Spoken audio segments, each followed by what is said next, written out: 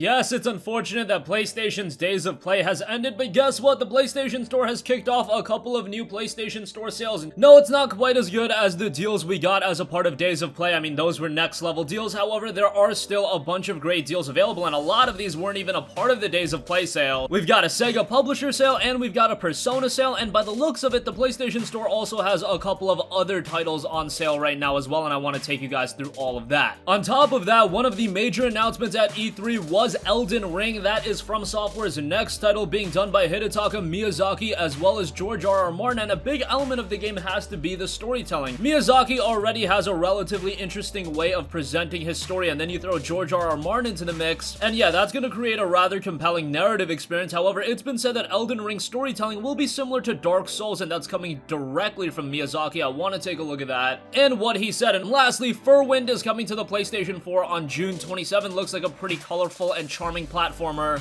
We'll look at that at the end of this video, but first up, let's talk all of these PlayStation Store sales. There is a Sega Publisher sale running right now, and a lot of great deals are available as a part of that. I want to recommend a couple of games directly as a part of that sale. Shenmue 1 and 2 is down to $18. That's really good, and of course, Shenmue 3 is coming later this year. And Shenmue being completely narrative-driven, I would highly recommend you to play Shenmue 1 and 2 before you play Shenmue 3, given that if you jump right into Shenmue 3, I'm sure they're going to do some sort of recap. However, it's always best to play the games directly and then jump into the latest installment. Now, it does have to be said, Shenmue 1 and 2 were incredible technical achievements at the time of their release, and that was one of the drawing factors to this game. Now, all the way in 2019, yeah, that technical achievement doesn't really hold up all too well. I can look at the game and be like, man, looking back at it, and the fact that Shenmue 1 was running on the Sega Dreamcast, yeah, that's pretty remarkable. But for those of you just looking to experience Shenmue, yes, there are going to be some dated mechanics, a lot of QTEs in here as well, but the fundamental storytelling is still rather good, and $18 for both Shenmue 1 and 2, I think that's pretty good, and I would give it a recommendation. Also, Valkyria Chronicles Remastered is 50% off, down to $9.99. That is a great buy. Now, this game did just get added to PlayStation now, so the value of it has to be mitigated a little bit, but still, I know a lot of you guys want to own your games, and $9.99 for Valkyria Chronicles Remastered is excellent. Now, this is a little bit more challenging than the subsequent games. It doesn't have any difficulty options or anything like that,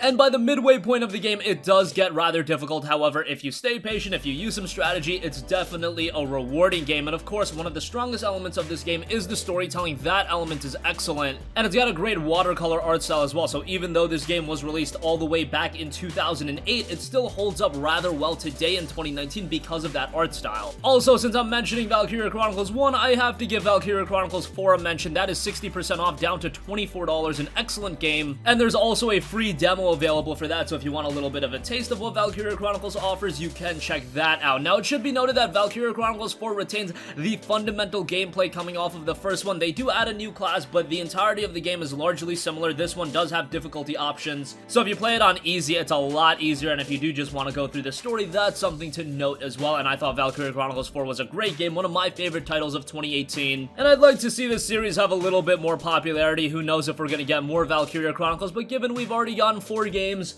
even though the wait between game number 3 and game number 4 was a long time, hopefully at some point we'll get a 5th game as well. And by the way, if you jump into Valkyria Chronicles 4, you don't need to play the first game. It actually runs parallel to the first game, and it tells a different story, but a lot to like here, and a sizable amount of content as well. Dragon's Crown Pro is down to $15. That is quite good. I actually complained about this game quite a bit back when it was released in 2018, May of 2018, be it the fact that it was priced at a hefty $50, and I just thought that was a little bit too expensive. Now that it's down to $15, it is a great buy. This is your typical Vanillaware experience in that it's a super artistic side-scrolling action RPG. The gameplay is great, visuals hold up really well, and at $15, I think it's a great buy, and it looks really good on the PlayStation 4 as well. The Pro version did the game even more justice. So for $15, again, I would give that a strong recommendation. Outside of that, there are a couple of other hidden deals that I see on the PlayStation Store right now. I don't know if these are carryovers from Days of Play or whatever the case may be, but I see Moonlighter is 50% off for $10, Monster Hunter World is 60% off for $20, Tom Clancy's The Division 2 is 30% off for $42, which isn't all too bad. Yooka-Laylee is down to $10, Genesis Alpha 1 is down to $21, so a couple of other good deals rounding things out that I did want to mention. Also, outside of that, along with the Sega Publisher sale, they are running a separate Persona sale, which makes sense going with the Sega sale considering Sega now owns Atlas, but Persona 5 is 30% off down to $14, which is a great buy. You also have the dancing titles on sale. Now, it should be mentioned, of course, with Persona 5 Royal is coming in 2020. However, that is probably going to be a $50 or $60 buy. If you do want to play the base Persona 5 game,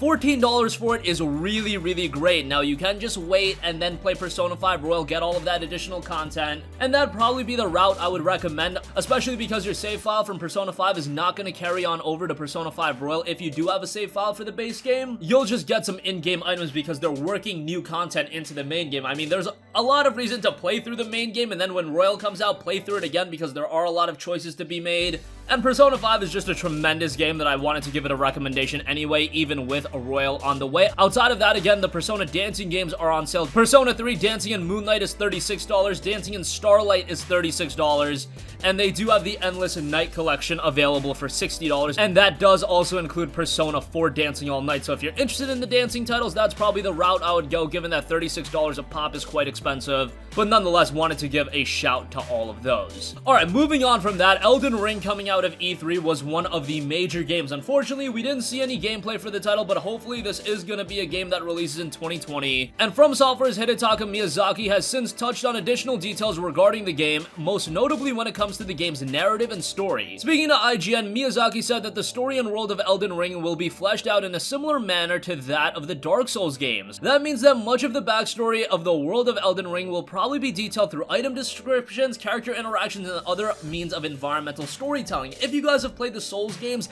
you know that they do the storytelling in a very interesting way. If you don't actually pay a lot of attention to detail, you might be of the mindset that Dark Souls doesn't even have a story and From Software aren't the best storytellers, but that's not necessarily the case. They just tell their stories in a very different way. Maybe that's why George R.R. Martin was drawn to the type of experiences that From Software create, because it is such a different style of storytelling than you see from the majority of games. If we see something similar to that in Elden Ring, I'll be all for that. Personally speaking, I did want a narrative that was more so told to me straight to my face. I'm a fan of the Dark Souls style of storytelling, but I think From Software could do something a little bit different. I know Sekiro was a little bit different in that regard, but nonetheless, I'm sure Elden Ring is going to turn out to be a great game, and I'm sure if you do pay a lot of attention to the detail, and I am sure that there's going to be an incredible amount of detail to this game in terms of it actually fleshing out its lore, especially because George R.R. Martin is involved, you're going to get a really solid narrative here. It's just that you're really going to have to pay attention at the same time. Okay, and lastly, I did want to give a mention to Furwind. That is coming to the PlayStation 4 on June 27th. This looks to be a very colorful action platformer, and it released on PC and Steam all the way back in October of 2018. Not a lot of people played it. It only has 11 Steam user reviews, but 90% of the reviews were positive, which is quite good. And Furwind is described as a colorful pixel art style action platformer that evokes the challenging classics of the gaming days of past. Embark on an epic adventure in which a little fox will fight the ominous darkness that is invading his homeland. Guide a little fox in his adventure to defeat forces that are devastating the forest. Complete the different episodes, exploring levels full of life and color with a unique pixel art style. Navigate dangerous areas filled with traps and risky characters. Use your powers to reach inaccessible places, heal your wounds, and bring destruction to your enemies. Enjoy an inspiring OST with ambient and atmospheric sound effects that bring a life to the world you're exploring. Unfortunately, Furwind is that kind of game where I don't think a lot of people are going to end up checking it out. It was released for $9.99 on Steam, so that's a relatively low price point. This is one you definitely add to your wish list, if anything, and maybe down the line it's super cheap, 75% off, say for $2.50. It could be a nice little diversion at that point, and I'm sure this is the kind of game when Sony really starts to flesh out their subscription services. Furwind is the kind of game where you just throw it onto a subscription service like that, just because I highly doubt that it's going to sell any high number of copies, but nonetheless, it is coming, and it's a title that I am relatively compelled by. Again, Furwind will be hitting the PlayStation 4 relatively soon. It drops on June 27th. And that's going to conclude this video. Again, while Days of Play has ended, a lot of great sales are still running on the PlayStation Store. And I'm sure as we head further into the summer, Sony and the PlayStation Store are going to run more sales as they typically do. But right now, a lot of good deals available with Valkyria Chronicles Remastered at $10, VC4 at $24, Shenmue 1 and 2 at $18. You've got The Division 2 at $42, MH World at $20. And those Persona deals are quite good as well. Elden Ring, expect a very intricate narrative out of that, similar to how the story was told out of Dark Souls. And Furwind will be hitting the PlayStation 4 on June 27th. That's going to conclude this video. Sound off with all of your thoughts in the comments section down below. Thank you for watching, and goodbye. Hey guys, we hope you enjoyed the video, and if you did, make sure to hit the subscribe button, and if you're already subscribed, do us a favor and hit the bell icon. This way you'll be notified whenever we post a new video. That's the best way to keep up with all of our uploads, and we usually try to upload 2 videos a day. And with the bell icon hit, you'll be notified whenever we do upload a video. As always, thanks for watching.